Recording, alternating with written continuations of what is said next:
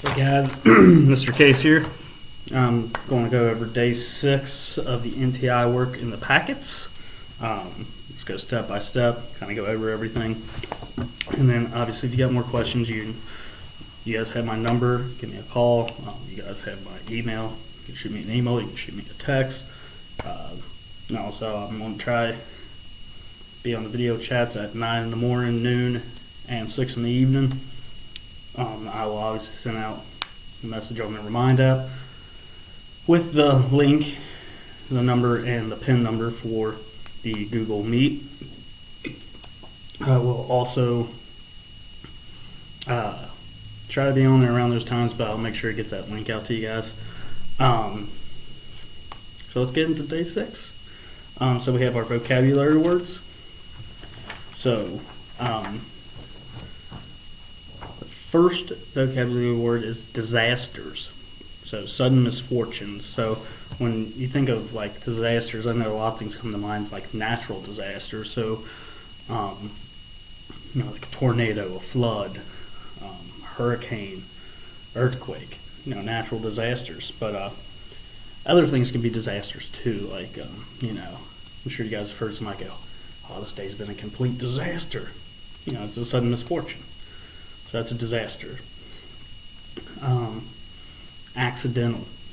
This one I've heard a lot, like, I didn't mean to do it, I accidentally did it. So it happens for no apparent reason and is unexpected.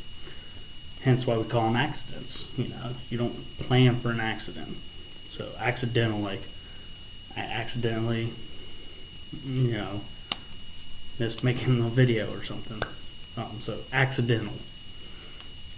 The next one is careless, so not paying attention. If you're acting careless, like let's say we're in class and Mr. Case says, "Oh, hey, watch your step. The floor's wet right there. I haven't got to mop it up yet."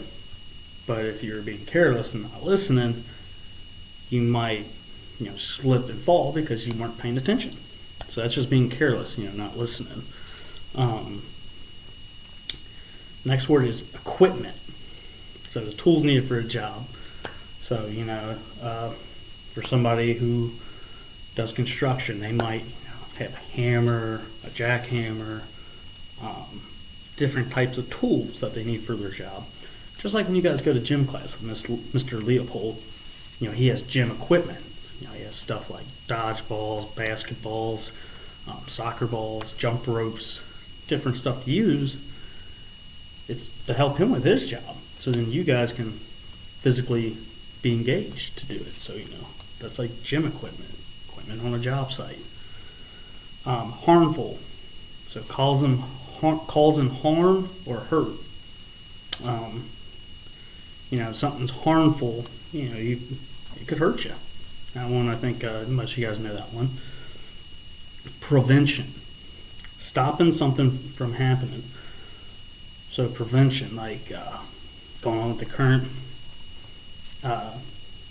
events in the world. If you look at the coronavirus, maybe this could have been prevented from being as bad as it is if we would have took the right steps of prevention, stopping it before it happened, which I think the state of Kentucky's done a great job so far.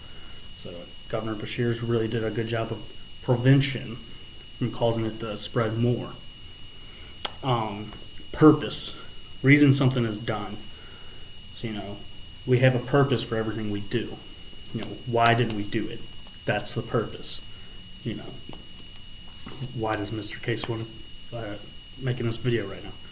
Well, the purpose of the video is to help you guys with this work. And then respond, which is to react. So, and this one's, once again, I think you guys know this one pretty well. How do you respond to something? Do you get upset? Do you get angry? Do you get excited? Do you get sad? Depending on if you're having a conversation with somebody, how do you respond? If Mr. K says, "Hey, we got to do this work," how do you respond to that? Do you like, "Okay, yeah, let's get this done"? Are you positive? Or, do you get upset? Like, "I don't really feel like doing it right now." How you respond is how you react to what somebody asks you, tells you, or says to you. So those are the vocabulary words. Let's get into the spelling words. So, and all you really have to do with the spelling words, obviously, is go through this list and then just put them in alphabetical order.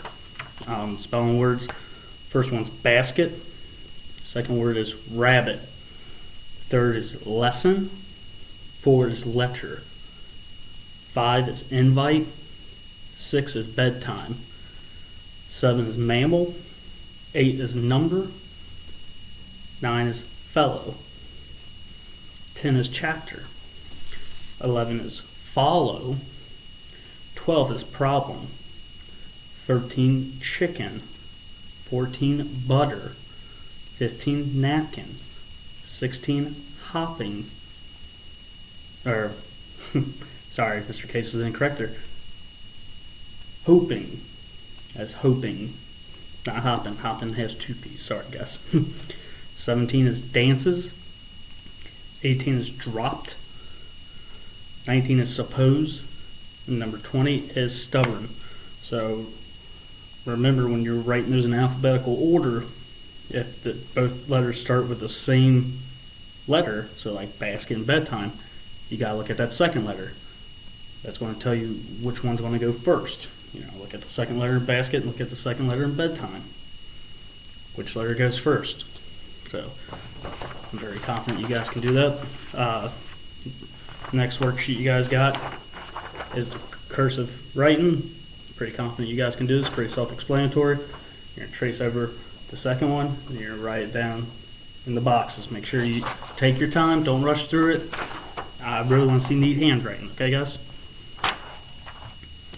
Alright, then the last, not the last thing. So now we also have a little project to do. Most of the kiddos I got in my packet. So what you're going to do is, so it comes with this little sheet here. You're going to choose a state within the United States. You can Google it. Find 3 important facts about your state. Write those facts on the inside, the flaps, and put a picture on the outside. So you're going to put your facts in here, so you can cut these out. And when you cut them out, so this will be the outside, obviously when you cut it out. This will be the inside. All you got to do is just write your 3 facts. I would probably put 1 fact for each one and then just draw a picture of what that fact looks like to you. It's another way for you to express your knowledge for that fact. And then you got one last thing, which is houses are full of rectangles. Boxes, windows, cardboard, doors. Look around your own house and find and draw 4 objects in your house that contain rectangles. So you got to do these 4 boxes. All you do is just draw a rectangle. You kind of look around your house. Oh, I see a rectangle there. I'm going to sketch that out. And then below that, so answer the below questions by looking around your house. If you have more than one of the state rooms in your house, I think that's supposed to say same rooms in your house, choose one to investigate.